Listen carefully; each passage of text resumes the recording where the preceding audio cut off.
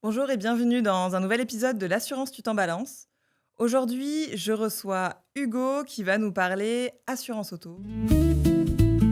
L'assurance, tu t'en balances? Eh bah faut pas. Et on va se poser une question très intéressante qui va parler à beaucoup de monde, j'en suis sûre. Pourquoi un contrat d'assurance auto peut augmenter chaque année, même si on n'a pas d'accident? Bonjour Hugo, merci d'être parmi nous. Bonjour Amélie, ravi d'être là. Je te laisse peut-être te présenter en quelques mots. Du coup, moi c'est Hugo, je suis directeur de la croissance au sein de l'Olivier Assurance. Donc en gros, mon job, ça consiste à faire rayonner la marque l'Olivier Assurance, à attirer le plus de clients possible et aussi à les garder le plus longtemps possible. Si je t'ai invité aujourd'hui, c'est évidemment pour parler d'assurance auto, Mhm. mais c'est surtout pour, parler de cette situation que tout le monde connaît. Voilà, on alors je te mets un peu dans Oui, le oui, je, thème. je suis prêt. Allez, bon, alors on est en repas de famille Mhm. et là, il y a une certaine, tata Josette, celle qui dit toujours, tout Oh, haut ce que tout le monde je pense la tout bas. connais. Ah! Voilà, bah, on a la même et qui sort une phrase, «Oh là là, mais de toute façon, on paie toujours plus cher, on paie toujours pour les mauvais conducteurs, son assurance auto». Bon, alors idée reçue, réalité, c'est ce qu'on va tenter de démêler. Mhm. Alors c'est vrai que bon, Data Josette, mine de rien, elle a peut-être pas totalement tort dans le sens où il y a quand même des augmentations sur les contrats d'assurance auto qui sont relativement fréquentes. Cette année, il y a encore entre 4 et 6 de hausse en moyenne, hein, bien évidemment. Est-ce que voilà, ça augmente vraiment tous les ans? Ouais, c'est une bonne question et je pense que ta Josette, elle a la mémoire courte. Il se passe plein de choses dans le monde de l'assurance auto en ce moment et c'est vrai que ces dernières années, le prix des assurances auto sur le marché au global, il a plutôt eu tendance à augmenter. C'est pas pour embêter tata Josette, pas du tout. C'est parce que, les coûts, pour les, assureurs ont énormément augmenté et ça, c'est lié à plein de sujets, qu'on va détailler, je pense, par la suite. Mais, pour pas les nommer, inflation, qui est très forte dans le secteur de l'assurance. Euh, les catastrophes naturelles, qui sont de plus en plus Aussi, ouais. fréquentes. Il y a eu énormément d'événements qui sont souvent localisés, mais très très impactants. Il y en a eu un à Paris l'année dernière qui avait été très fort, une tempête de grêle qui coûte vite très très cher aux assureurs. Et le contexte, je dirais, géopolitique global qui pousse les prix à la hausse et l'incertitude que personne n'aime. Alors justement, tu parlais de l'événement, qui a eu lieu à Paris l'année dernière, donc un type de grêle. Donc ce genre d'événement, typiquement, ça peut causer des dégâts. Donc que ce soit un pare-choc, ou même un accrochage, hein, si on a un accident. Tous ces petits éléments mis bout à bout, ça fait que la facture aussi au niveau des réparations, elle grimpe facilement. Oui, bien sûr, et c'est de pire en pire. Donc, je regardais tout à l'heure les chiffres parce que j'ai préparé évidemment l'émission.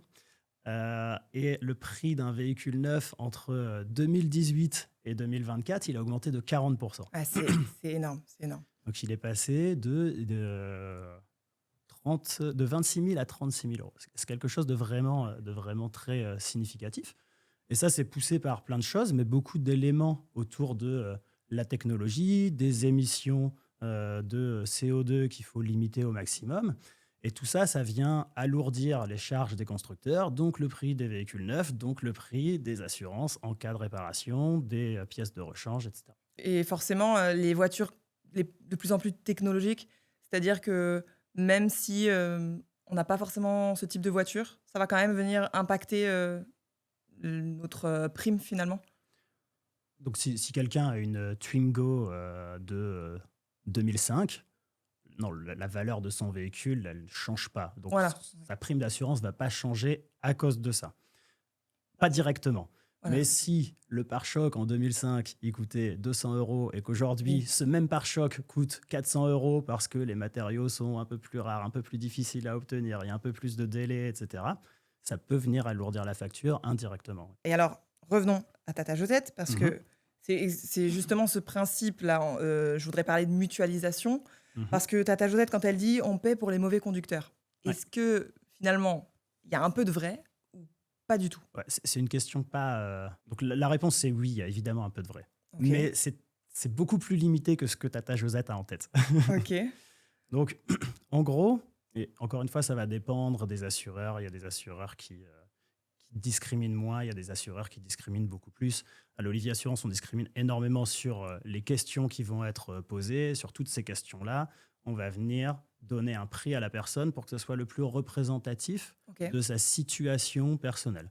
Donc, je suis jeune, j'ai tel type de voiture, c'est mon historique de sinistre, etc. Tout ça, toutes ces questions-là qu'on pose, elles vont servir à définir un prix. Ce prix va être le plus proche possible de la réalité du risque d'avoir un sinistre et de devoir réparer la voiture, de OK. payer pour des dommages corporels. Oui, donc on limite, justement le fait de payer pour les autres en faisant comme ça finalement? Exactement, exactement. Ça, c'est l'objectif de beaucoup d'assureurs, c'est d'essayer de Ouais. donner le prix le plus juste possible par rapport au risque de la personne pour proposer le prix le plus bas possible. Eh oui. C'est l'objectif final. Donc, personne n'est heureux de faire payer plus cher quelqu'un. C'est pas du tout Et l'objectif. c'est bien de le rappeler, c'est bien de le rappeler parce que, voilà, on se dit un bon conducteur, imaginons qu'il n'a Mhm. jamais, d'accident.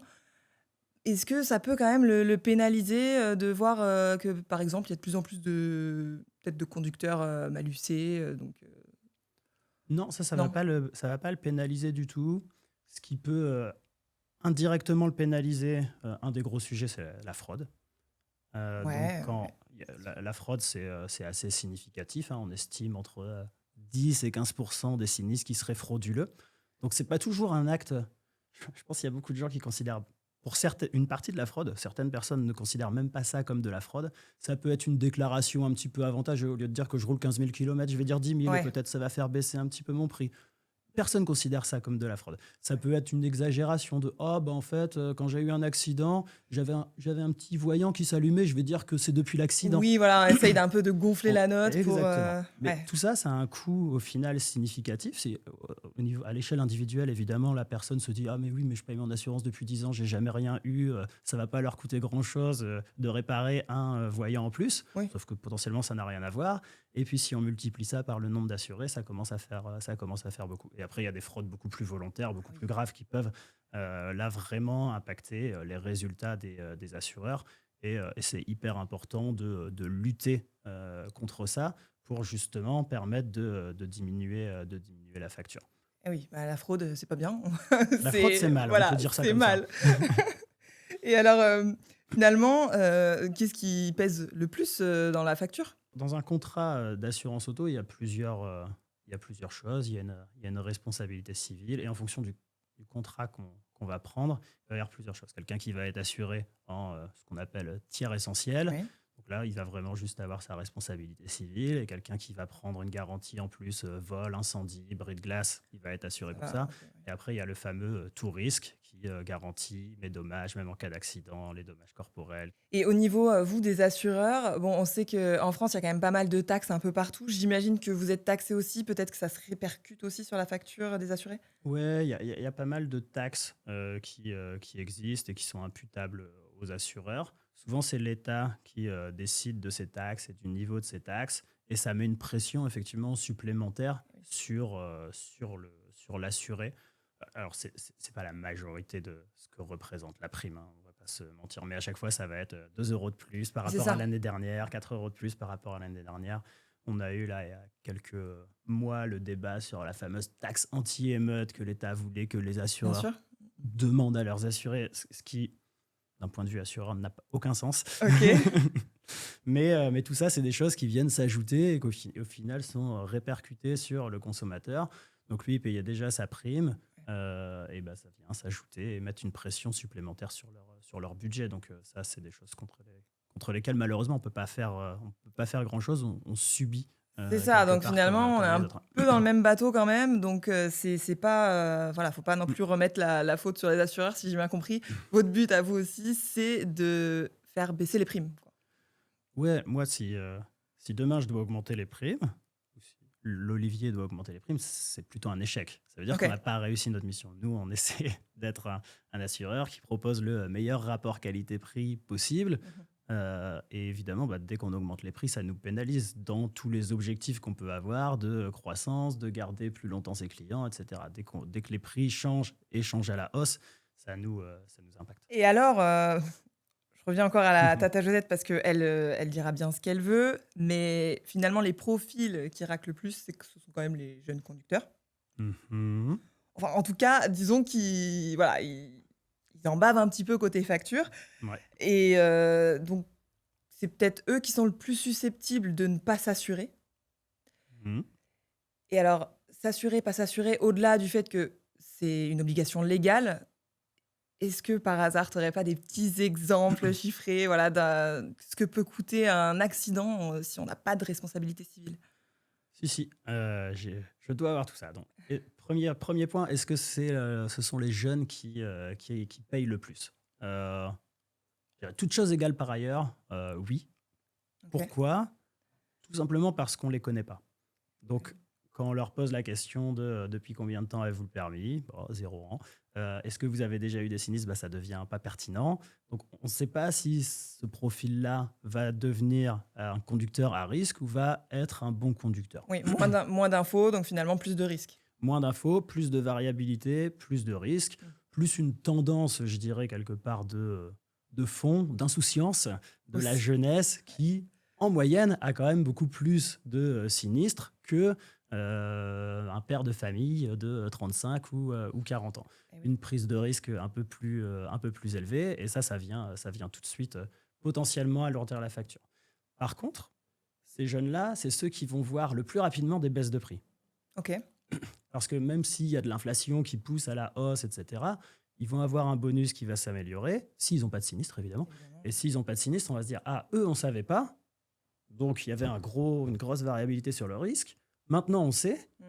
et on sait que c'est bien. Donc, ça va diminuer assez fortement et assez rapidement. Il y en a plein malheureusement qui choisissent parce que c'est devenu cher, bah, finalement de faire l'impasse sur l'assurance auto en se disant Ouais. juste qu'ils vont jouer au chat et à la souris avec, les flics, alors que clairement ça va beaucoup plus loin que ça. Alors, je ne sais pas s'ils se disent qu'ils vont jouer au chat et à la souris, mais en tout cas, soit ils n'ont pas le choix, soit ils se disent qu'ils n'ont pas le choix et ils se disent qu'ils vont prendre le risque. C'est ça. Très mauvais choix. Ça, c'est comment miser ma vie Ouais. sur une assurance routière pour un jeune conducteur qui a un véhicule pas cher, ça va rester pas très cher. Donc, prendre le minimum d'une assurance entière essentielle. euh, alors, évidemment, pour quelqu'un qui n'a pas du tout d'argent, c'est compliqué. Mais Mais ça vaut c'est clairement pas le plus que coup, quoi. conseillé. Ça vaut vraiment pas le coup de prendre le risque là-dessus. Mieux vaut couper un abonnement Netflix ou Deezer ou je sais pas quoi, et Amazon et Disney. Oui, tant qu'on y est. Non, mais c'est sûr et puis, si on cause un accident, et que voilà, la personne y reste ou est gravement, blessée, ça Donc, peut chiffrer, quoi. ça peut chiffrer. Donc, d'une part, pour la personne elle-même. Donc là, très clairement, si elle n'est pas assurée, personne n'interviendra. Eh oui. Et aussi pour les personnes que le non-assuré aurait pu blesser. Et donc là, il y a un fonds de garantie qui va intervenir, qui est financé par les assureurs à hauteur d'un pourcentage de la prime. Donc ça vient financer un fonds de garantie qui va intervenir pour les victimes, je dirais, qui, elles, étaient potentiellement assurées. Mais ce fonds de garantie, après, il va se retourner contre le conducteur en faute. En France, sur les dommages corporels, il n'y a pas de limite. Ouais. Donc, mais imaginons la personne blessée, c'est, on sait rien, un jeune de 15 ans qui a sa vie devant lui, plutôt bonne situation, qui va avoir besoin, il va devenir tétraplégique. Oui, parce Je vais qu'il y a casser des l'ambiance là, il y a des soyez tables prêts. de mortalité en fonction de l'âge qui reste à vivre, et cetera. Exactement, il va devenir tétraplégique, il va avoir besoin d'une aide à H24, on va devoir ensuite lui construire sa maison. Tout ça, ça va venir s'ajouter à la facture, ça peut coûter entre 10, 20, 25 millions d'euros. Et donc, évidemment, le fonds de garantie récupérera jamais la Ouais, somme, mais la personne qui a causé l'accident, c'est elle aura jamais un euro d'économie. bah, là, ça vaut clairement pas le coup. Je pense que ça va Ça vaut passer pas le l'envie coup. à tout le monde de faire l'impasse dessus. Franchement, ça vaut pas le coup.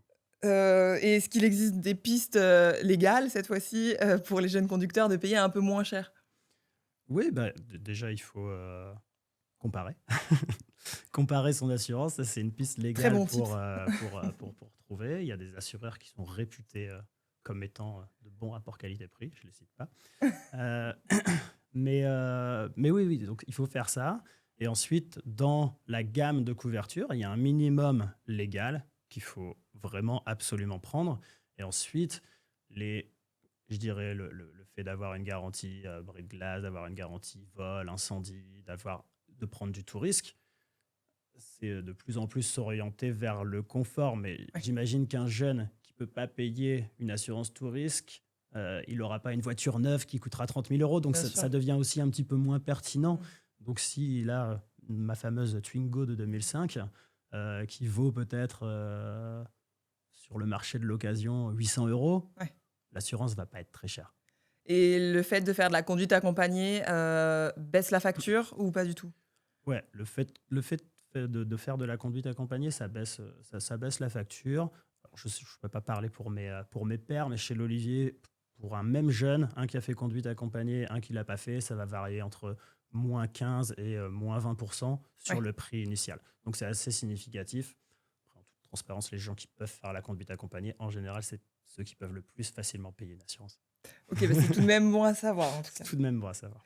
Et tout à l'heure, tu disais que les jeunes, donc oui, ils sont insouciants. J'ai pas dit les jeunes sont Non, insouciants. mais ben, alors, plus on est jeune, plus on est insouciant. Plus on est jeune, plus on est insouciant. Ça, j'ai On peut-être peut dit. dire plutôt plus on vieillit, plus on prend de la maturité, c'est plus joli à Ah ouais, dire. c'est pas mal ça. Voilà. Mais le permis à 17 ans, c'est récent. Mmh. Là, malheureusement, l'année dernière, c'est les jeunes de 14-17 ans qui ont enregistré le plus de décès sur la route. Ouais. Comment, vous, assureurs, vous appréhendez ça? Le permis à 17 ans, c'est, encore nouveau Ouais, et ça reste encore très, marginal. ouais, OK. Nous, dans ce qu'on peut voir, donc effectivement, il y a une sinistralité qui est plus, élevée, mais c'est pas forcément, ça n'entraîne pas forcément une mortalité, OK, ouais. significativement supérieur, le fait d'avoir ouvert le permis à 17 ans. Là, aujourd'hui, ce qui se passe, c'est qu'il y a de plus en plus de véhicules électrifiés qui se baladent dans nos rues.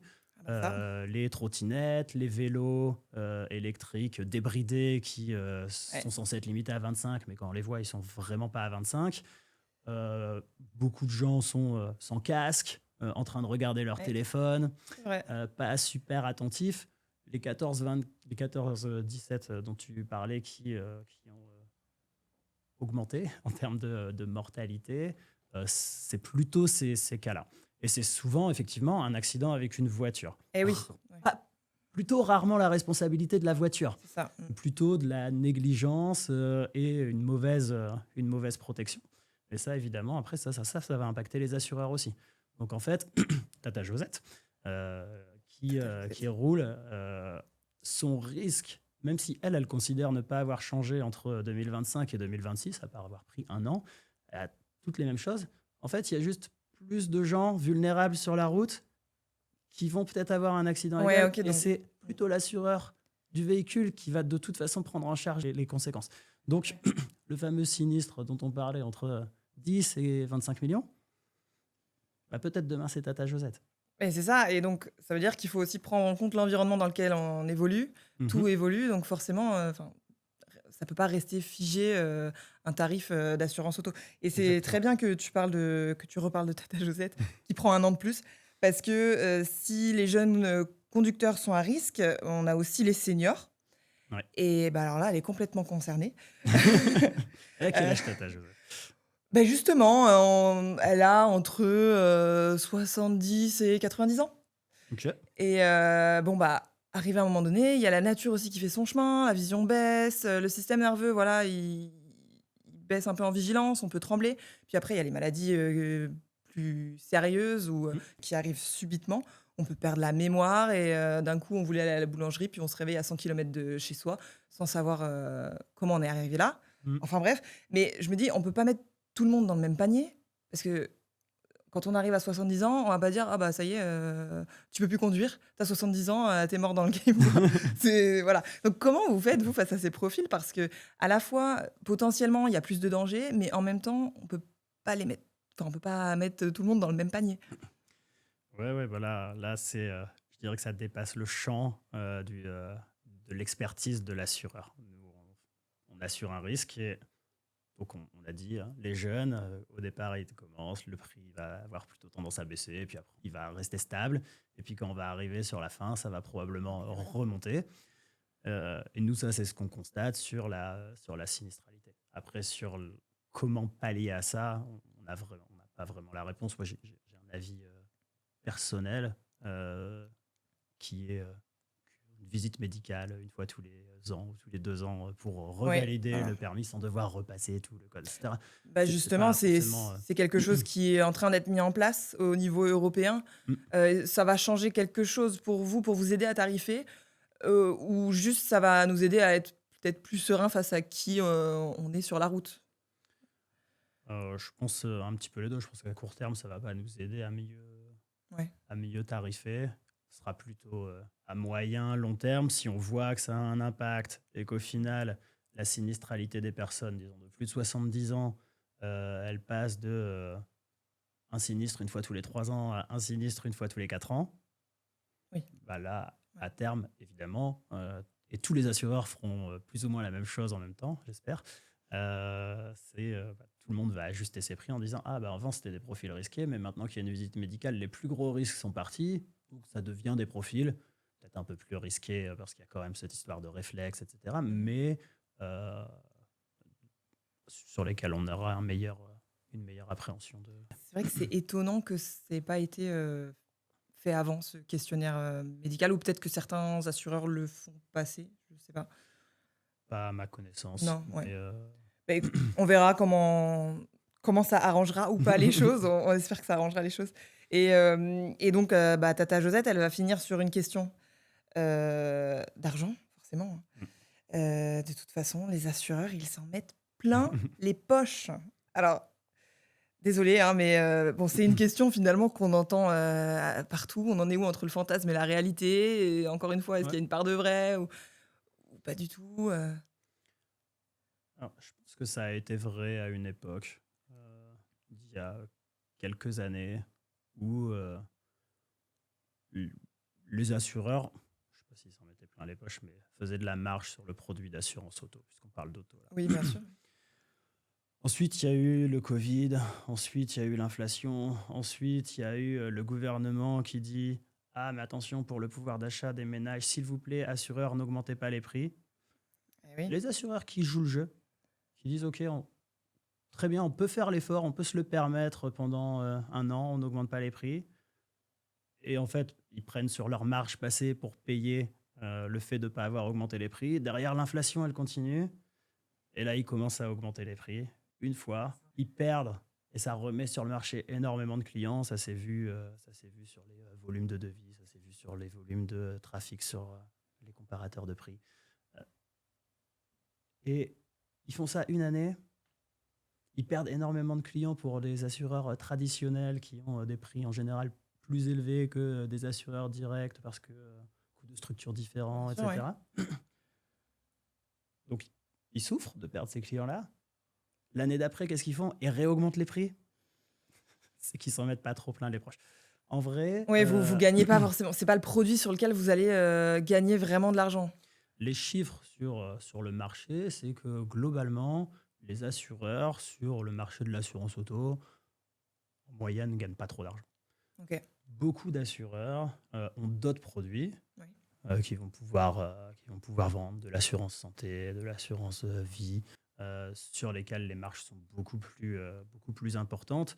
Et le produit d'assurance auto, le produit d'assurance habitation, ça devient plutôt des produits d'appel. Et OK. une fois que le client est chez l'assureur, il va vouloir essayer de capitaliser, de capitaliser. Donc pour conclure, quelqu'un qui fait tout bien, qui voilà, qui conduit bien, qui a une assurance et cetera. Est-ce que, voilà, tu aurais quelques bons réflexes? Bon, tu en as déjà cité, tout à l'heure, donc finalement, j'imagine un peu ce que tu vas dire, mais voilà, si un dernier mot peut-être pour l'épisode, ou pour rappeler, quelques petites choses importantes? Ouais, mais je pense que le message principal, c'est aucun assureur, ni l'Olivier Assurance, ni aucun compétiteur n'est heureux d'augmenter ses prix. OK, bah, ça, on l'aura Ça compris, c'est crée bien. toujours énormément de friction. Les personnes qui travaillent directement en face du client, ils doivent justifier ces augmentations de prix. C'est jamais un moment agréable. Les clients, ils sont jamais contents de ça, évidemment. Et on est Évidemment, tous clients, même si on est assureur, on est c'est aussi vrai. clients. Donc on paye nous aussi plus cher. Donc Personne n'est heureux d'augmenter ses prix. Notre objectif, c'est plutôt l'inverse, d'essayer de les baisser, Un objectif commun. qui est un objectif commun. Et après, bien sûr, parfois, malheureusement, le contexte fait que les prix augmentent. Si, si, si le contexte géopolitique change, si la tension sur l'inflation diminue, alors les prix vont baisser. Ou si on trouve des choses intelligentes à faire pour baisser les prix, on n'en a pas trop parlé, mais puisqu'on parlait de conseils, chaque assureur propose des réseaux de réparation agréés. Oui, oui, c'est vrai. Ouais, je vous conseille de les utiliser parce qu'en moyenne, ça va être un sinistre qui va coûter 30% de moins à l'assureur. Et c'est pas parce que les réparations seront moins bonnes. D'ailleurs, souvent, elles sont garanties à vie. Donc, il faut C'est bien de utiliser le rappeler, oui. ces leviers-là. Et encore une fois, il n'y a pas d'obligation, mais ça permet de diminuer la pression sur les assureurs, ce qui va se répercuter sur l'ensemble des assurés. Donc ça, c'est le genre de choses auxquelles penser. Peut-être un autre truc auquel penser sur les réseaux, c'est la politique des gros cadeaux. Ça, il faut C'est-à-dire, faire très attention. Donc, c'est-à-dire. j'ai un bris de glace et si je vais le réparer dans une certaine enseigne, on va m'offrir une trottinette, une Nintendo Switch, Oui. euh, j- des bons d'achat de montants extravagants. Ça a l'air sympa au niveau individuel, mais c'est refacturé à l'assureur. Potentiellement, Ah oui. ça peut même être challengé par l'assureur. Et du coup, au final, vous pouvez vous retrouver à la fois sans cadeau et sans réparation, ou en tout cas avec un reste à charge sur vos réparations. Donc, je vous conseille vraiment de ne pas trop le Et faire. en participant à l'augmentation générale Et des ça prix. participe évidemment à l'augmentation des prix. Donc voilà, faire attention à ce genre de choses, aux offres qui paraissent potentiellement un peu trop belles. Il y a quelqu'un qui paye la facture quelque part. Et souvent, à la fin, c'est le consommateur final. Ah bah, c'est très bien pour conclure. Merci Hugo pour cet échange. On saura quoi dire à Tata Josette la prochaine fois qu'on la croise en repas de famille. Super, merci à vous. Et quant à nous, on se retrouve très bientôt pour un nouvel épisode de l'assurance Tu t'en balances. À bientôt.